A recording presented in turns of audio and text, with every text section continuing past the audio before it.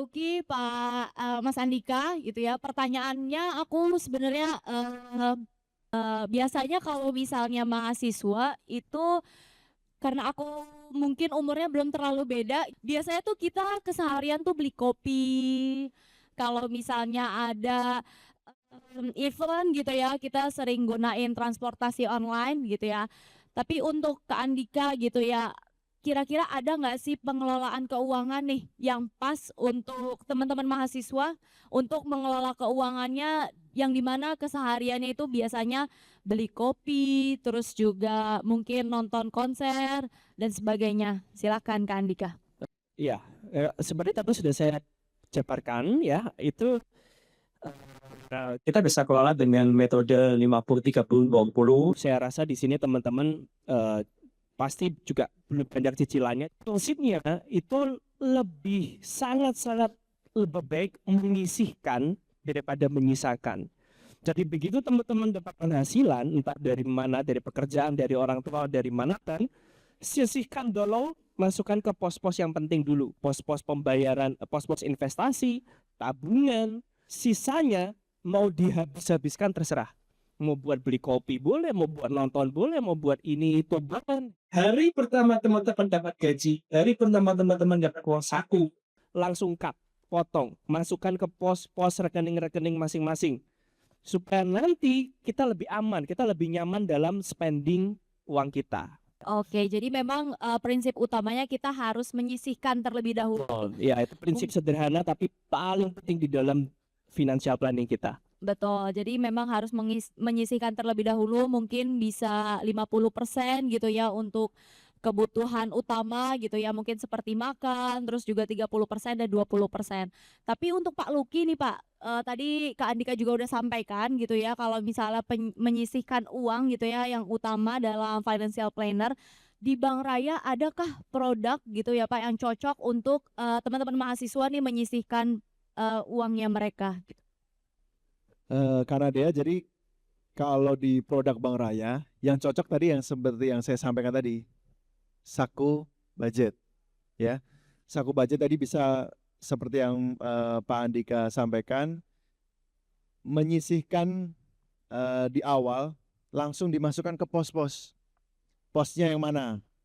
Posnya tadi adalah ketika dikasih uang saku dari orang tua, langsung kita budgeting kemana uang kita. Setelah itu teman-teman ada sisa lagi, misal tadi yang disampaikan, masukkan lagi ke tabungan kita. Karena tadi yang disampaikan Pak Andika, kalau yang namanya kita tidur itu ya uangnya bekerja. Kalau dimasukkan ke saku itu teman-teman mendapatkan bunga juga.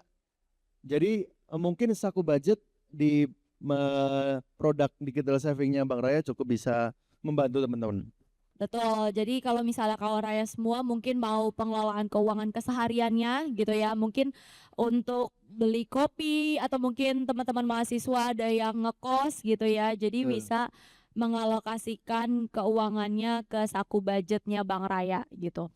Nah, bagaimana caranya teman-teman mahasiswa ini melakukan investasi padahal uang saku yang diberikan mungkin masih terbatas nih?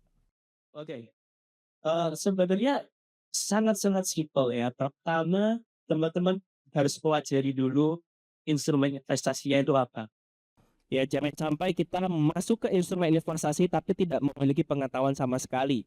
Apalagi instrumen investasi yang agresif seperti saham, kripto, komoditas dan sebagainya. Itu kan sangat volatile, sangat fluktuatif.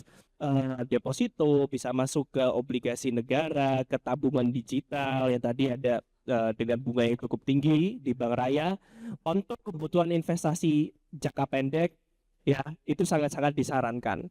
Dan juga sekarang berinvestasi di data share itu apapun instrumennya itu kita lihat dengan uang 100.000 sudah ada, 200.000, 300.000 juga sudah bisa berinvestasi. Tapi dengan 100.000 kita masukkan 200.000, bulan depan ada lagi 200.000, masukin lagi, ada lagi 200.000 masukin, uangnya tuh bekerja dengan lebih cepat dengan cara seperti itu. Jadi jangan nunggu uang besar dulu. Kecil di Indonesia hampir semua instrumen investasi sudah bisa. ya 100.000, 200.000 tuh sudah bisa. Yang nggak bisa tuh mau beli tanah, itu nggak bisa 100.000, 200.000. Tapi kalau instrumen investasi seperti reksadana, saham, deposito, pasar uang, ataupun yaitu teman-teman bisa pelajari sendiri, itu uang kecil pun sudah bisa masuk. Kalau kalian kecil-kecil uangnya yang lain ditaruh di kolong kasur ya, ditaruh di kaleng biskuit juga nggak akan berkembang uangnya gitu loh. Jadi proporsional. Ada uang berapa yang mau memang kita investasikan berapa untuk mengambil risiko tersebut gitu. Wow, keren sekali Kak Andika. Jadi memang di zaman sekarang gitu ya Kak Andika, kalau misalnya kita mau investasi itu juga sekarang semuanya terasa mudah gitu ya. Betul, betul. Mungkin berbeda di zaman dulu gitu ya. Mungkin kalau misalnya investasi belum tersedia gitu aplikasi-aplikasi investasi seperti saat ini gitu ya.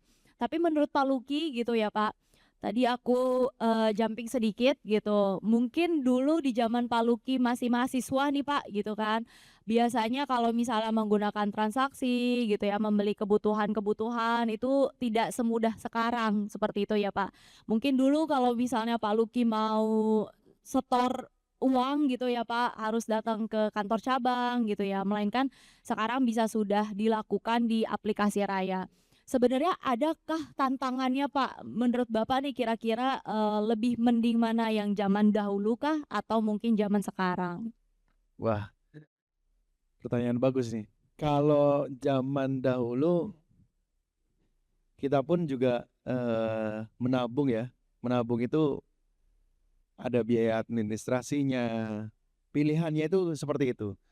Tapi kalau di zaman sekarang kita jauh lebih mending. Jadi teman-teman mahasiswa di sini ya sebenarnya lebih dimudahkan ya dengan adanya bank digital ya. Teman-teman semua nggak perlu juga datang ke kantor. Kalau zaman dulu kita harus datang ke kantor, kemudian harus antri. Nah, untuk bayar uang kuliah dulu zaman saya, itu saya antri loh teman-teman semua sampai panjang gitu. Tapi kalau semisal zaman sekarang itu pun juga bisa dengan virtual account, itu nggak perlu antri kemana dan orang tua pun langsung bisa juga bayar lewat aplikasi juga gitu. Nah kalau zaman dulu wah pasti lebih susah, kita harus datang pagi ke bank gitu. Nah tadi untuk nyambung pertanyaannya Mbak Nadia ya mungkin lebih mudah zaman sekarang ya. Kalau aplikasi ya, kalau aplikasi ya menurut saya semua sih bisa difasilitasi oleh Bank Raya. Iya. Mungkin itu Mbak Nadia. Oke. Mending zaman sekarang sih. Sebenarnya sebagai mahasiswa gitu ya, mungkin kita memang masih punya waktu yang banyak gitu ya untuk mencapai kekayaan seperti itu. Tapi adakah indikator atau mungkin hal-hal gitu ya yang bisa dikatakan kita sudah sehat secara finansial? Seperti apa tuh Kak Andika? Secara finansial yang pertama adalah total aset kita tentu saja harus positif. Aset dikurangi utang harus positif. Kita punya net worth. Lebih bagus lagi kalau net worth kita itu terus bertumbuh. Kekayaan bersih kita itu terus bertumbuh. Utang kita, cicilan kita itu lebih dari 30% atau enggak. Kalau lebih dari 30% itu kurang sehat. Tingkat investasi kita juga harus kita cek. Kita menabung nggak sih setiap bulannya tuh ada tabungan atau uangnya itu habis buat jajan misalnya. Nah, itu kita bisa lihat, oh ternyata uangku habis nih, uang nggak ada uang bisa tabung. Kalau nggak ada uang bisa ditabung, otomatis kekayaan nggak bisa meningkat. Itu artinya juga gak sehat. Jadi kalau mau sehat, tentu saja harus network kita positif dan juga income kita itu bagus gitu loh. Jadi semua uangnya pakai buat belajar. Gitu dulu aja tahun mahasiswa nih, simpel. Oke Kak Andika, jadi kalau misalnya keuangan kita sehat itu ditandakan oleh income kita surplus gitu ya Kak Andika. Tapi Pak Luki gitu ya, kalau misalnya mahasiswa-mahasiswa zaman sekarang atau mungkin generasi muda nih, biasanya kan sebentar-sebentar self reward ya Pak ya. kadang-kadang tuh mungkin pencapaiannya belum tercapai, tapi sebentar-bentar pengen beli HP baru gitu ya, atau mungkin pengen beli sepatu baru gitu, atau mungkin yang hobinya lari gitu ya. Sebenarnya bisa nggak sih hal tersebut diwujudkan melalui aplikasi Raya, Pak? Nah, tadi seperti yang saya sampaikan mungkin aplikasinya cukup lengkap ya. Jadi teman-teman di sini mungkin tadi ada UKM ya, UKM running misal. Nah, teman-teman di situ kalau ada logo di bawah itu ada namanya Raya Aktif. Jadi teman-teman di aplikasi handphone teman-teman di Bank Raya itu bisa disambungkan teman-teman untuk yang suka lari misal. Tadi saya pengen sepatu baru, sepatu gearnya baru. Nggak usah nyebut merek lah ya. Sepatu baru misal. Nah, dengan teman-teman misal setting tuh, kan teman-teman ada tuh sehari 5 kilo, sehari 10 kilo. Nah, itu disambungkan dengan jumlah teman-teman yang pengen tabung. Itu ketika goals-nya sudah tercapai, misal dalam sebulan bisa 30 kilo atau 50 kilo, itu teman-teman bisa nabung sesuai dengan harga sepatu tadi. Jadi teman-teman nggak perlu ribet-ribet apa namanya, kayak tadi Pak Andika sampaikan, nabung sedikit-sedikit dulu. Nggak perlu. Dengan aktivitas disambungkan dengan aplikasi Bank Raya tadi, itu teman-teman bisa langsung nantinya nabung, kemudian bisa beli sepatu baru untuk menunjang aktivitas di komunitas running tadi. Jadi mungkin itu sih, Raya Aktif ya teman-teman. Kalau nanti teman-teman pengen tahu lebih dalam ya, kita bisa share juga ke teman-teman semua.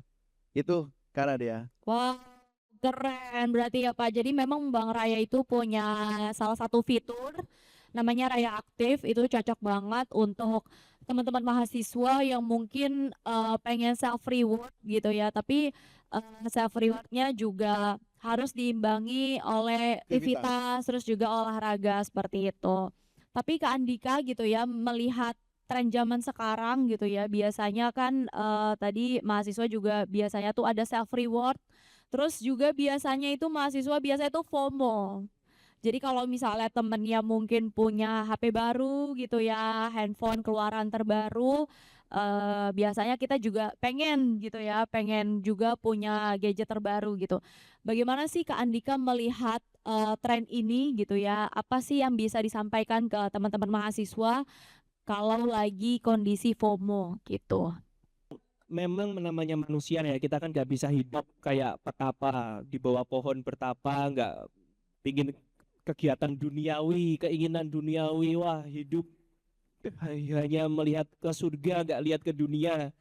Nggak mungkin juga kita hidup seperti itu ya di bumi ini. Oke, jadi kadang keinginan untuk ikut itu ada. Sebenarnya boleh nggak boleh, ya sangat-sangat boleh. Asal ada uangnya.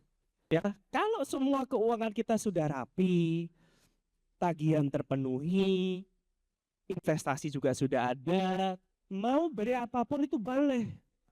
Kita juga mahasiswa belum ada tanggungan.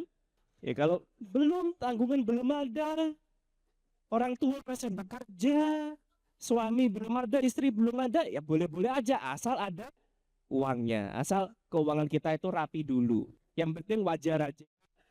Kita sudah sisihkan untuk hal-hal yang penting, sisihkan untuk masa depan, dan kalau masih ada duit silahkan. Mau FOMO, mau beli apapun boleh. Gitu. Oke Kak Andika. Tapi kalau misalnya Kak Andika bisa kembali ke masa-masa kuliah gitu ya, kira-kira Kak Andika bakal menghindari kesalahan finansial apa nih di masa lampau? Lebih cenderung main aman, mencari investasi-investasi yang aman. Again, kalau saya bisa kembali ke masa lalu, saya mungkin akan untuk investasi yang lebih ke arah agresif. Oke, Kak Andika. Tapi sebagai penutup nih untuk Pak Luki gitu ya Pak. Ya.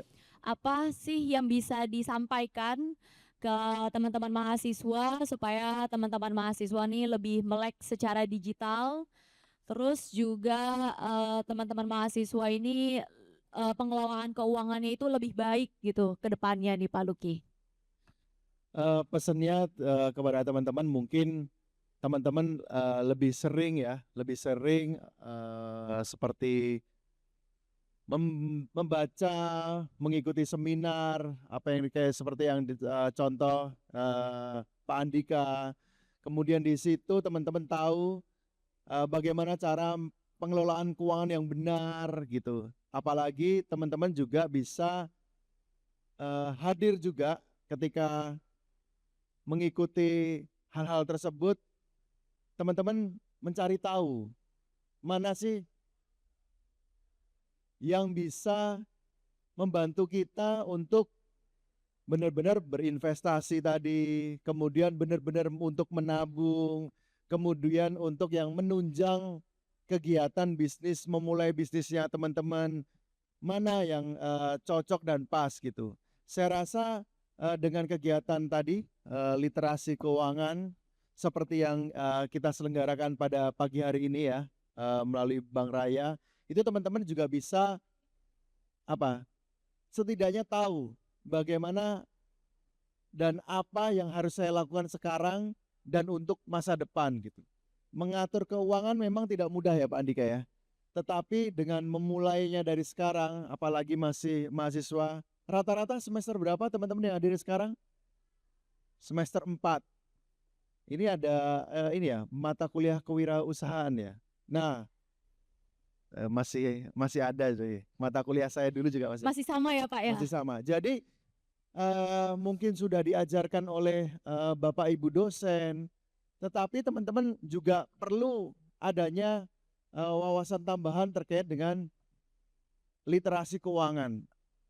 Itu yang bisa mungkin saya sampaikan ke teman-teman, pesannya terus belajar terkait hal tersebut, karena sebenarnya mata kuliah itu adalah menunjang kita ke depan semua. Dan saya rasa boleh promosi sedikit, Boleh, karena boleh dia silakan Pak. nantinya Bank Raya itu bisa membantu juga terkait dengan pemilihan perbankan yang tepat lah. Apalagi aplikasinya e-catching, kemudian tidak ada biaya administrasi ya teman-teman semua ya. Kemudian saldo mengedap per bulan juga nggak ada. Masa tadi sudah disampaikan Pak Andika bahwa memulai dengan hal kecil. Misal kita nabung sehari 50 apa 100 bisa. Nantinya kena biaya administrasi. Udah minus teman-teman. Tapi dengan ada di Bank Raya, teman-teman nanti bisa mudah untuk melakukan investasi melalui tabungan Bank Raya maupun di saku bisnisnya Bank Raya. Mungkin itu Kak Nadia. Baik, terima kasih Pak Luki, Kak Andika atas insight-nya gitu ya. Sangat insightful sekali materinya.